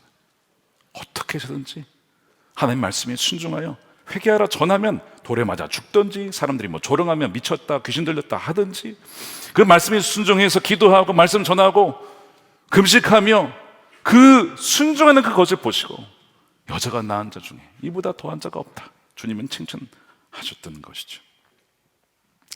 그래서 교회 역사를 보면 이 금식과 기도가 왕성할 때는 부흥했지만 이것이 쇠퇴할 때는 똑같이 교회도 쇠퇴했습니다. 사도행전 13장에 이 교회, 안디옥 교회가 금식하며 기도할 때 뭐가 열립니까? 세계 선교의 문이 열리잖아요. 1차 선교 여행이 시작이 되잖아요. 영적 돌파구 열리잖아요. 여러분, 막혀계십니까? 뭔가 관계가 답답하십니까? 하나님과의 관계가 예전만치 않으십니까? 여러분, 금식하셔야 됩니다. 복음을 전하는 이 돌파구가 어디서 나오느냐? 기도에서 나오는데 그 기도를 더 강화시키고 하나님의 뜻대로 나가게 하는 것이 바로 금식이라는 거예요. 역사의 노선을 바꾼 것이 바로 이 금식 기도였다는 거예요.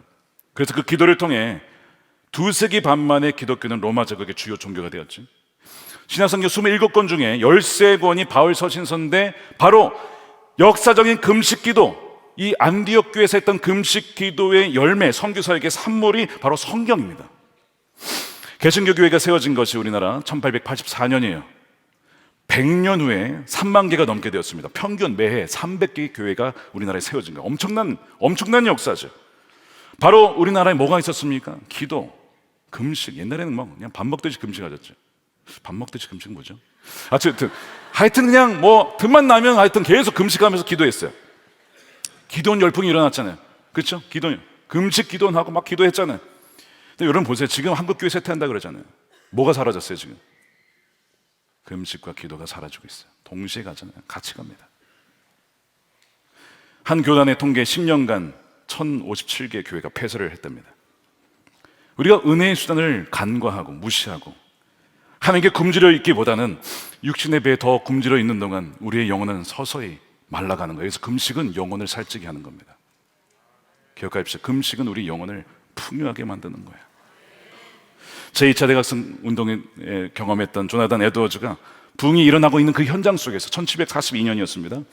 이 부흥이 온 세계로 흘러가기 위해서 어떻게 하면 좋지 기도하다가 그가 요청한 것이 금식이었어요. 이런 얘기를 했습니다. 시대 상황이 사역자들의 성령 충만을 간절히 요구하고 있습니다. 우리는 그것을 얻기까지 쉬지 말아야 합니다. 그렇게 하려면 누구보다도 사역자들이 은밀한 금식기도는 물론 함께 금식기도 자주 해야 합니다. 같은 지역의 사역자들이 자주 함께 모여 며칠씩 간절히 금식기도하면서 하늘에서 공급하실 특별한 은혜를 간구해야 합니다. 오늘 우리에게 그것이 필요합니다. 내 생각에 이 시대에 이 나라에 사는 하나님의 사람들은 금식과 기도를 지금보다 3배는 더 해야 합니다. 이것이 부흥의 현장 속에서 조나단 에드워즈가 요청했던 기도와 금식에 대한 요청이었어요. 지금도 마찬가지 아닙니까? 지금도 우리가 더 깨어서 기도할 때 아닙니까? 예수님께서 야 금식을 해야 되냐 말아야 되냐라고 하지 않고 너희가 금식할 때 금식을 당연히 가정을 하고 얘기를 하셨어요. 마가복음 2장 20절이죠. 함께 읽어보겠습니다. 시작. 그러나 신랑을 빼앗길 날이 이르리니 그날에는 금식할 것이니라. 금식할 것이니라. 신랑을 빼앗긴 날이 언제입니까? 지금이에요.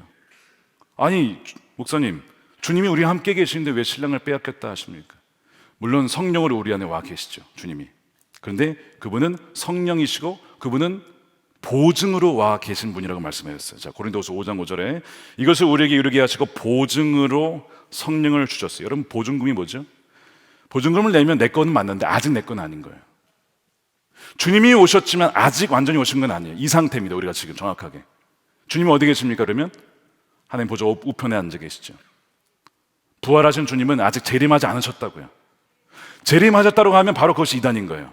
내가 재림한 예수다. 여러분, 이단들이 다 그렇게 하는 거예요. 몰래 왔다는 거예요. 안 오셨어요. 아직 복음이 다 전파되지 않았거든요. 그러니까 주님이 아직 오시지 않았고 신랑을 빼앗긴 상황에서 주님 뭐라고 하신 거예요? 너희는 그때 금식하는 시기다. 주님이 다시 오도록 마라나타 주 예수여 다시 옵소서. 그래서 우리의 눈물과 아픔을 씻어 달라라고 그 주님을 갈망하며 기도하라고 하면서 금식을 말씀을 하신 거였어요. 그래서 사도 바울도 우리가 이 땅을 살아가는 동안은 주와 따로 있는 상태라고 말씀하시죠. 고린도후서 5장 6절입니다. 그러므로 우리가 항상 담대하여 몸으로 있을 때에는 주와 따로 있는 줄을 아노니 이는 우리가 믿음으로 행하고 보는 것으로 행하지 아니함이로다. 성령이 우리 안에 계시긴 하지만 부활하신 주님은 우리와 따로 계시기 때문에 우리는 지금 주님을 눈으로 볼 수가 없어요. 만질 수가 없어요. 그래서 우리가 지금 모든 것을 행할 때에는 믿음으로 보고 믿음으로 행해야 됩니다. 자, 그러면 문제가 무엇이냐면 우리의 어려움은 믿음으로 보기가 어렵다는 거예요. 자꾸 우리는 육신의 감각으로 보려고 해요. 뭔가 내가 만져줘야 되고 느껴줘야 되고 이해가 되어야 되고 이런 식으로 믿음의 눈이 사라지게 된다는 것이죠. 바로 우리 육신이 너무 민감해서 그래요. 그래서 우리가 금식함으로써 금식할 때에 바로 우리가 성령의 역사에 민감해지면서 믿음의 눈이 열리고 주님께서 무엇을 원하신지가 분별이 되고 그 다음에 순종할 수 있는 힘이 주어질 수 있도록 돕는 것이 바로 금식이라고 하는 거예요. 여러분, 금식기도 하셔야겠죠. 금식기도가 바로 믿음으로 살아갈 수 있는 돕는 데에 중요한 도움이 된다는 거예요. 예수님께서 사역을 시작하기 전에 세례를 받으시고 금식을 40일을 하셨어요. 결코 줄이지 않는 생명의 빵이신 주님께서, 생명의 빵이신 그 자체이신 주님께서 바로 금식을 하셨는데 그때 마귀가 유혹하죠. 돌을 빵으로 만들어 버려라. 근데 바로 이것이 마귀 유혹이에요. 근데 예수님께서 만들지 않으셨어요. 그 이유가 여기 나옵니다. 사람이 떡으로만 살 것이 아니라 뭐라고 되어 있죠? 마태복음 4장 4절인데 우리 함께 읽겠습니다. 시작. 예수께서 대답하셨다. 성경에 기록하기를 사람이 빵으로만 살 것이 아니라 하나님의 입에서 나오는 모든 말씀으로 살 것이다.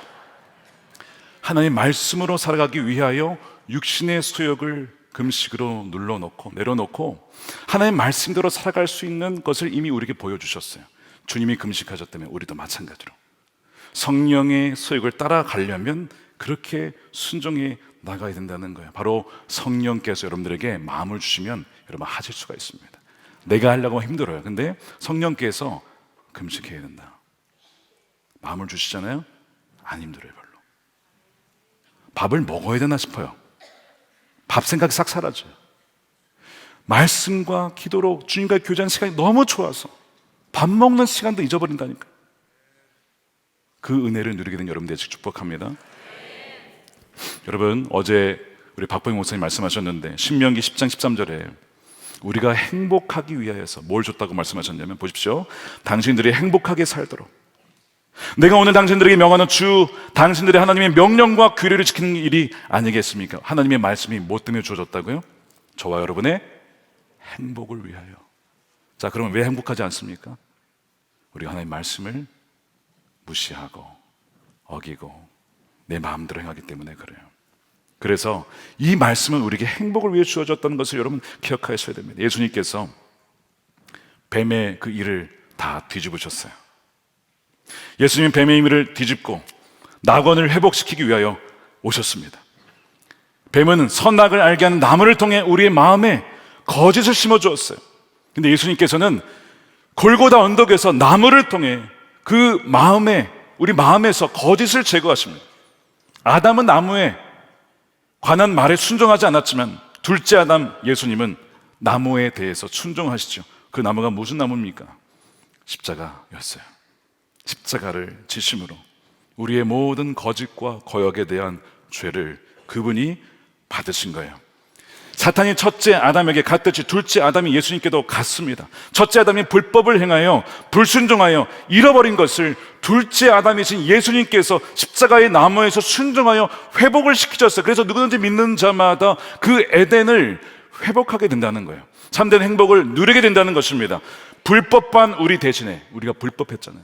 불법한 자잖아요. 근데 우리 대신에 불법한 자가 되어서 죽으셨다고 말씀하시죠. 누가복음 22장 보십시오. 내가 너에게 말하노니 기록된 바 그는 불법자의 동류로 여김을 받았다 한 말이 내게 이루어져야 하리니, 하나님의 말씀을 어기고 불법한 우리를 대신하여 본인이 불법한 자가 되어서 그 십자가로 그 나무를 지심으로 말미암아, 거기에 죽으심으로 말미암아 우리를 살리신 분이 우리 주님이십니다.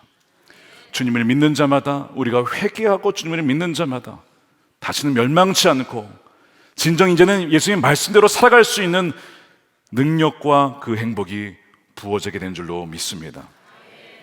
그래서 우리의 행복은 첫째 아담에 의해서 상실되었지만 둘째 아담으로만 회복이 되는 거예요. 그분을 생명의 빵으로 모시고 그분을 말씀을 순종해 나아갈 때에 우리에게 진정한 행복이 오게 된다는 거예요. 예수님께서 우리에게 말씀하시기를 너희는 썩어 없어질 양식을 위해서 이러지 말아라 말씀하셨어요. 대신에 요한복음 6장 27절에 보니까 영생에 이르도록 남아있는 양식을 얻으려고 일하여라. 영생을 얻도록, 영생에 이르도록 남아있는 양식을 얻으려고 일하여라. 여러분, 이 양식이 뭘까요? 이 양식은 하나님의 뜻대로 사는 것입니다. 이것이 주님의 양식이었어요. 주님의 양식. 자, 요한복음 4장 3절 함께 읽어보겠습니다. 시작. 예수께서 그들에게 말씀하셨다. 나의 양식은 나를 보내신 분의 뜻을 행하고 그분의 일을 이루는 것이다. 그분의 뜻을 행하고 이루는 여러분 되시길 축복합니다. 결코 줄이지 않는 삶이에요. 결코 줄이지 않는 삶이라고 주님께서 약속하셨습니다. 요한계시록에 라오디게아 교회 성도들의 얘기가 나와요. 너희가 차지도 않고 뜨겁지도 않고 미지근하다, 내가 너희를 토해줄 수밖에 없다 라고 하면서도 그 다음에 뭐라고 하시냐면 내가 사랑한 자를 책망한다, 내가 사랑한 자를 징계한다 라고 하면서 볼지어다 라고 하시죠. 계시록 3장 20절입니다. 보아라, 내가 문 밖에 서서 문을 두드리고 있다. 누구든지 내 음성을 듣고 문을 열면 나는 그에게 들어가서 그와 함께 먹고 나와 함께 먹을 것이다. 뭘 먹겠다는 거예요? 뭐가 안 나왔어요. 뭘 먹겠다는 얘기가 없어요. 그렇죠? 뭘 먹겠다는 거예요? 하나님의 뜻을 행하도록, 우리가 하나님의 뜻을 행하고 이루는 것이 나의 양식이라고 했잖아요. 우리가 지금까지는 그냥 차지도 않고 뜨겁지도 않고 이런 미지근한 상태로 있었지만 내가 너로 들어가서 이제는 너로 하여금 성령으로 말미암아 하나님의 뜻대로 살아갈 수 있도록 만들 거야. 그것이 내 양식인데 나도 먹고 너도 먹고 그리하여 영원히 굶주리지 않는 삶을 내가 너에게 줄 거야 라고 약속하시는 거예요. 이것이 이 라오디게아에게 주신 말씀이었는데 이것이 오늘 우리에게 그대로 이루어지게 되기를 축복합니다. 마지막 마무리하면서 그 제주항공 기장님께서 너무 감사하게 마지막에 동체 착륙을 참 잘하셨어요. 정말 안정적으로, 야, 동체 착륙을 이렇게까지 잘할 수 있을까 싶을 정도로 최선을 다했어요. 콕핏에서 마지막 순간까지도 최대한 피해를 줄여보고자 하는 그 장면이 포착이 되었다고 말씀을 드렸는데 그 기장의 형의 편지가 소개가 되었습니다. 이렇게 썼어요. 형이 동생에게 쓰는 거예요. 우리 왔다. 외로이 사투를 벌였을 것을 생각하니 마음이 너무 아프다. 너는 이미 너무나 훌륭했고 충분히 잘했어. 이제 따뜻한 곳에서 행복했으면 좋겠다. 고마웠고 미안하다. 형이 동생에게 한 말입니다. 저는 이 부분을 묵상을 하게 되었어요. 아까 말씀드린 것처럼 제가 마지막에 주 앞에 섰을 때에 주님께서는 뭐라고 하실까? 잘했다. 잘했다. 착하고 충성된 내 청아, 참 잘했다. 넌 충분히 잘했다. 라고 그렇게 말씀해 주실까? 여러분 한번 생각해 보세요. 여러분들이 주님 앞에 섰을 때에 그날이 옵니다. 그날이 와요.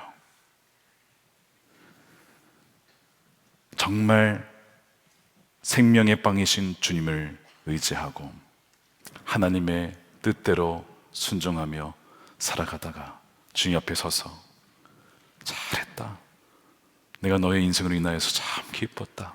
너의 존재로 인해서 너무나 기뻤다라고 우리 모두를 그렇게 맞이해주는 그 놀라운 은혜가 한 명도 빠짐없이 모두에게 부어지게 되기를 주님의 이름으로 축원드립니다.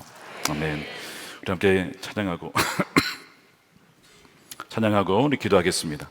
여호와께 돌아가자. 오늘 우리 말씀을 정리하면서 결국 우리 하나님께 돌아가는 것이고 또 생명의 빵을 먹고 순종하는 것이 하나님께 돌아가는 것입니다. 또한 그분이 우리의 생명이 되시니 오늘 우리 말씀을 결단하여서 말씀을 어기는 것이 반드시 죽는 것임을 알고 순종하는 것이 생명의 길인 걸 알고 순종은 저와 여러분들이었으면 좋겠습니다. 찬양하겠습니다.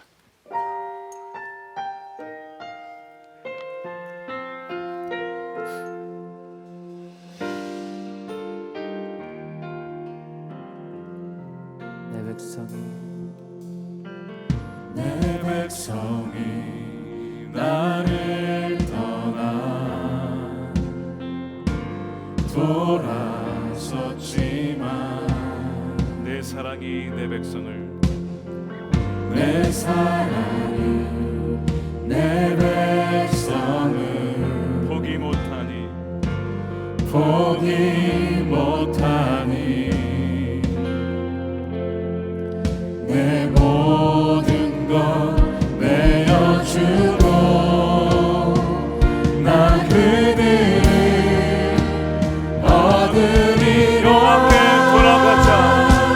여호와께 돌아가자. 우린 돌아서도 그는 변치 않네. 여호와께 돌아가자. 우린 넘어져도 그 사랑 괜찮은 분들만 자리에서 일어나겠습니다. 우리 괜찮으신 분들만 자리에 일어나겠습니다. 내 백성이 나를 떠나 돌아섰지만 내 사랑이 내 백성을 포기 못하니 내 모든 것 내어주고 내 모든 것 내어주고 나 그들을 얻으리라. 나 그들을 얻으리라. 손들고 찬양합시다. 여호와께 돌아가자. 여호와께 돌아가자. 우린 돌아서도 그는 변치 않네. 여호와께 돌아가자.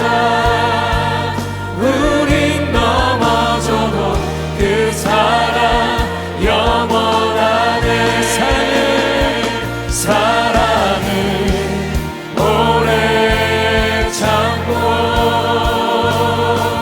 자신을 내어주네. 서로 사랑할 때 세상을 주보내. 사랑은 절대 지지 않네. 사랑은 오래 참고 자신을 내어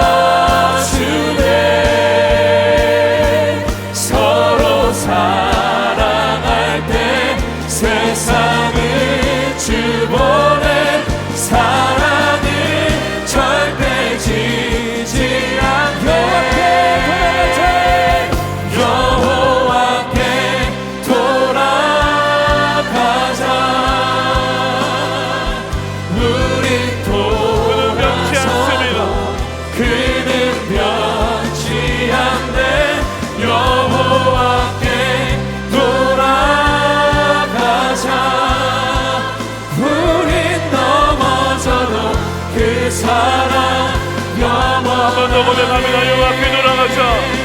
여호와께 돌아가자. 우리 돌아서도 그분은 변치 않는 사랑을 함께 하십니다. 그는 변치 않네. 여호와께 돌아가자. 우린 넘어져도 그 사랑 영원하네. 기도합시다. 우리 기도 제목이 있지만 우리 그 기도 제목으로 하지 않고 새로운 기도 제목으로 나누겠습니다. 오늘 말씀을 여러분 들으시면서 우리에게 분명히 말씀하신 것이 있어요. 하나님을 경외함으로 하나님 말씀에 순종하라는 것입니다. 우리가 오늘 이 시간 여러분 꼭 결단했으면 좋겠습니다. 하나님 말씀 오늘 창세기 3장에 로마서 8장에 너희가 하나님의 말씀을 어기면 반드시 죽는다. 육신의 행실대로 그대로 살면 반드시 죽는다라고 말씀하셨어요. 여러분 이제 2024년도에 행했던 우리의 육신의 죄악들과 습성들은 이미 다 십자가에 못 박혔고 죽었으니 이제는 우리가 새로운 몸과 마음으로 2025년 새해를 살아가야 됩니다. 주님께서 분명히 말씀에 죽는다고 하였습니다. 그러나 말씀대로 살면 산다는 거예요. 우리 힘으로 할 수 없지만 우리 안에 계신 성령께서 우리 육신의 행실을 죽일 수 있도록 도와주시고 말씀대로 살아갈 수 있는 힘을 이미 주셨습니다. 여러분, 나는 안 돼, 나는 실패할 거야, 이러다 또 넘어질 거야, 누가 준 겁니까? 마귀가 지금 여러분을 속이고 있는 것입니다. 여러분 결코 그렇지 않아요. 그리스도인들에게 약속된 것은 승리하는 삶입니다. 이기는 삶인 줄로 믿습니다. 자, 오늘 이 첫 번째 기도할 때에 하나님 모든 마귀의 속임수 떠나가게 하시고 말씀 그대로 성령의 권능으로 능력으로 살아날 수 있는 2025년도가 되게 하여 주시옵소서. 우리 두 손 들고 주여 한번 외치고 기도하겠습니다. 주여,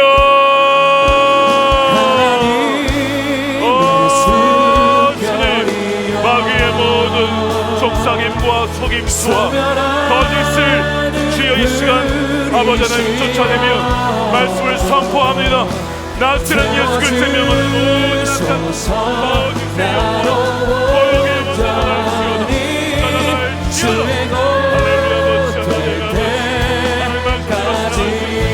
승리하는 것이 당연한 것이고 승리하는 것이 정상적인 우리의 삶입니다. 하나님 우리에게 더 이상 소멸한 아버지 하나님 가족 속에 머무르지 않게 하시고 말씀에 순종하는 하나님의 백성들로 살아가게 하여 주시옵소서. 결코 드리지 아니하며 생명의 신심으로 만족하며 살아가는 하나님의 백성으로 살게 하여 주시옵소서.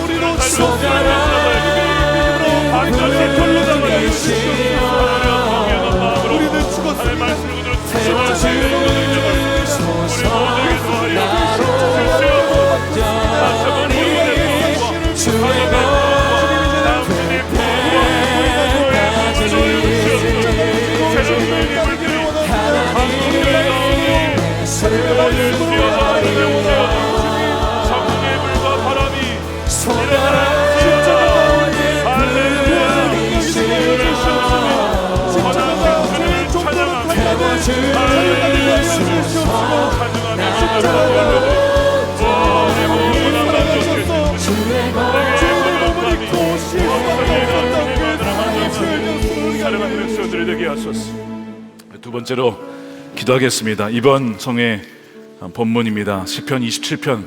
다윗이 오직 한 가지만 구했습니다. 오직 하나님만 구하였고 하나님의 임재만 구하였습니다. 여호와는 나의 목자 되시니 내게 부족함이 없으리로다. 우리의 목자가 주님이신데 뭐가 부족합니까? 주님이면 충분한 것입니다. 예수님이면 충분한 것입니다. 그리스도가 우리의 완전한 생명이 되십니다. 그렇기 때문에 이 시간 여러분 다시 한번 기도할 때에 주님 한 가지만 구하겠습니다. 하나님은 한 분만 구하며 아버지 하나님 내게 부족함이 없다고 하였습니다. 쉴만한 물가로 푸른 초장으로 인도해 주시는 분도 바로 우리의 목자 되신 주님이십니다. 주님 사망의 음침한 골짜기로 다닐지라도 내가 해를 두려워하지 않는 것은 주께서 나와 함께 하시기 때문입니다. 이 믿음으로 주여 2025년도 승리하게 하여 주시옵소서. 아버지 우리의 영의 눈을 활짝 뜨게 하여 주시고 성령의 보정으로 이미 와 계신 주님만을 붙잡고 성령을 따라 생하며 주님 안에 만족함을 누리며 영원히 줄이지 않은 삶을 살아가게 하여 주시옵소서. 주의 한 마음으로 간절히 부를 거 기도하겠습니다. 주여 할렐루야.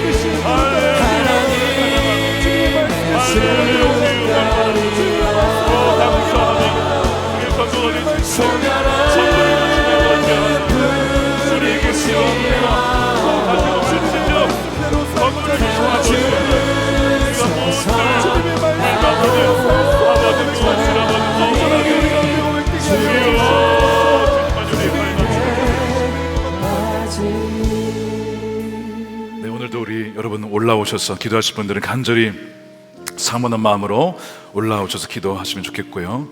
또한 우리 안수 기도 받으실 분들은 앞으로 나오시면 기도해 드리도록 하겠습니다. 역시 교구별로 안수 기도가 있습니다. 여러분 기억하시고 참여해 주시면 좋겠습니다. 우리 마지막으로 한 번 더 기도하겠습니다. 여러분 세례 요한 말씀을 드렸습니다. 세례 요한이 왜 그렇게 금식하며 주의 길을 예비하라고 했을까? 하나님 마음에 그 마음이 느껴져서 그래요. 어린 양이 왔잖아요.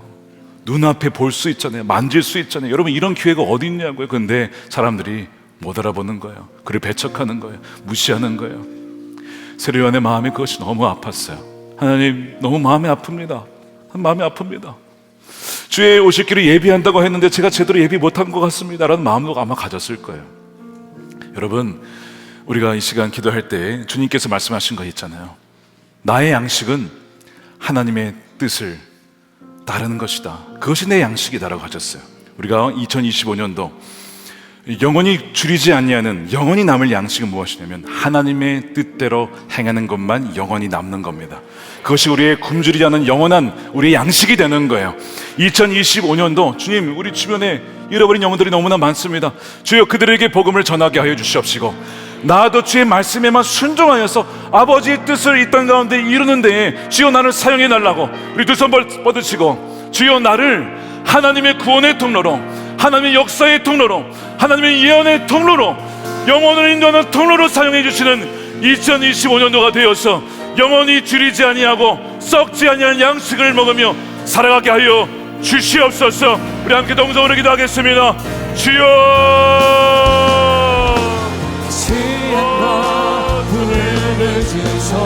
주의 아버지 말씀을 사모하며 하나님 말씀에만 나라가 이 땅에 다시 세워 하나님의 백성들이 되게 하여 주시옵소서. 할렐루야.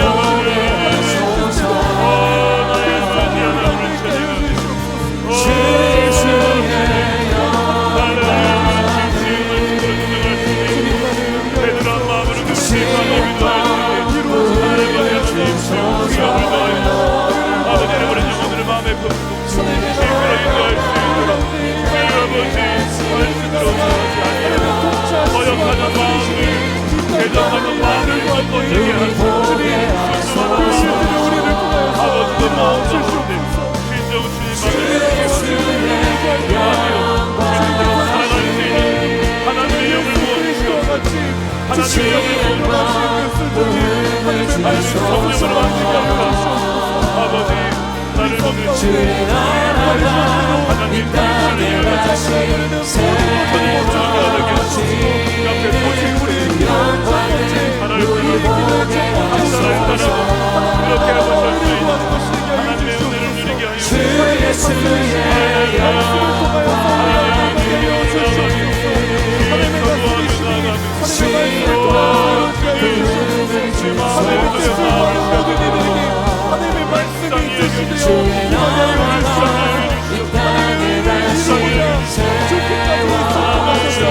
세워지고 영광을 우리 보게 하소서. 주 예수